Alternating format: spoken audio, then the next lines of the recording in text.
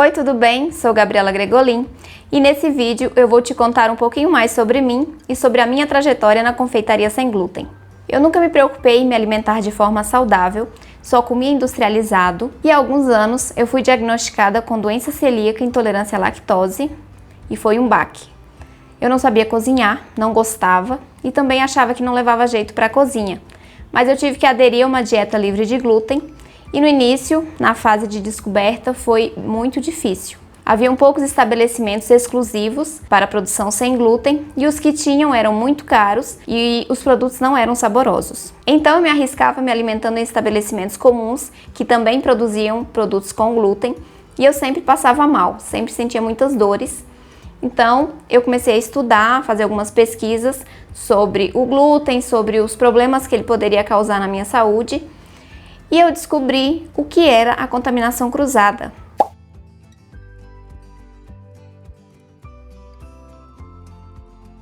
E eu descobri então por que eu passava mal todas as vezes que eu me alimentava fora de casa em estabelecimentos comuns, por conta da contaminação cruzada.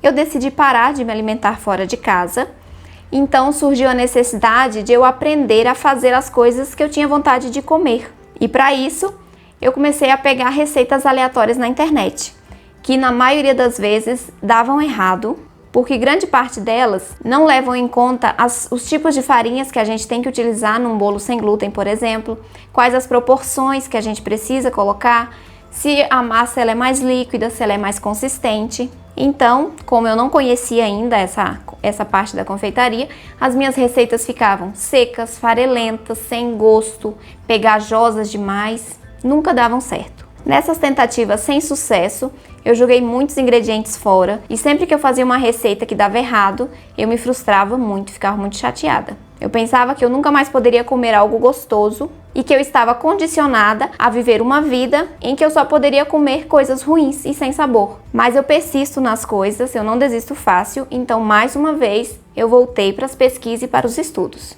Simplesmente parei de pegar receitas na internet e comecei a estudar sobre os ingredientes, sobre as funções deles nas receitas, sobre quais características de uma receita com glúten eu deveria agregar em uma receita sem glúten e quais os ingredientes que eu ia utilizar para fazer isso, sobre os tipos de farinhas, as farinhas que absorvem mais ou menos líquidos, quais os tipos de farinha que eu tinha que fazer o mix para poder ter um bolo com uma consistência e uma textura similares ao bolo com glúten e por aí vai. Depois de um tempo, resolvi aplicar o conhecimento que eu adquiri estudando e passei a adaptar as receitas com glúten para receitas sem glúten e a testar. Fazer isso não é um processo simples, porque os fundamentos, as técnicas e a textura são completamente diferentes.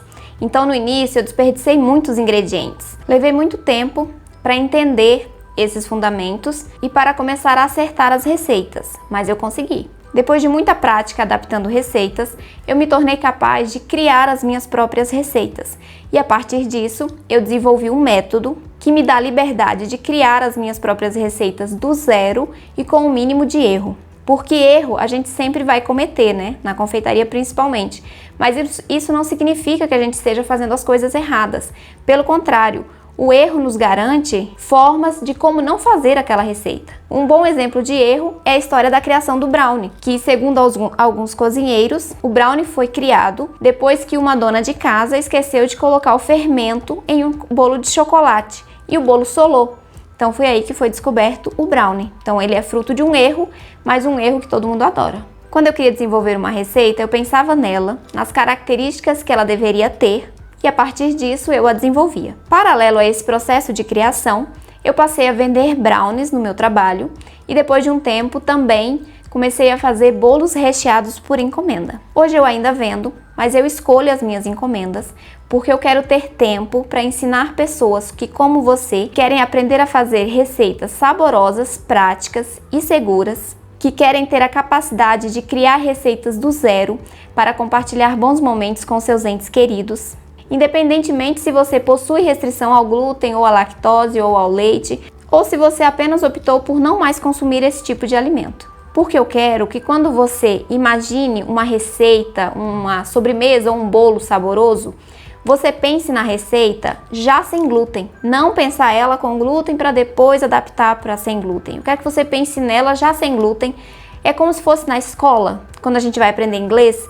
O professor chega a um ponto do aprendizado que o professor fala assim, olha, quando você estiver já no nível avançado, você não vai mais pensar na frase em inglês e vai traduzir para o português. Você vai pensar na frase em inglês e vai simplesmente entendê-la.